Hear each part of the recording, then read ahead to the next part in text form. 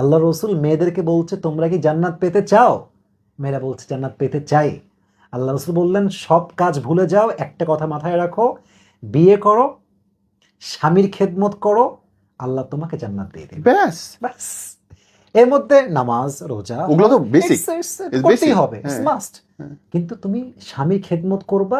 আর একটা হাদিস বলে ফেলি, যদি কোনো মেয়ে এমন অবস্থায় মারা যায়, I repeat again, let me take rest, এক সেকেন্ড থামেন, আবারও বলছি, যদি কোনো মেয়ে এই অবস্থায় মারা যায় যে অবস্থায় তার স্বামী তার উপরে সন্তুষ্ট ছিল, and he said that I am happy with my wife, যখন সে মারা গেছে সে সবাইকে বলতেছে যে এরকম বউ আমি জীবনে কখনো পাবো না, আমার কষ্টের সময় আমার সঙ্গে ছিল, আমার খারাপ সময়ের সঙ্গে ছিল, আমার অনেক ভালোবাসছে, বাচ্চাগুলোকে অনেক আগলায় রাখছে। স্বামী যখন এই সার্টিফিকেট বউকে দেয় তার মৃত্যুর সময়, আল্লাহর হাবিব বলেছেন তার জান্নাতটা ওয়াজিব হয়ে যায়। তার জান্নাত ওয়াজিব? ওয়াজিব, সে জান্নাত পাবে, কারণ তার স্বামী তার উপরে সন্তুষ্ট।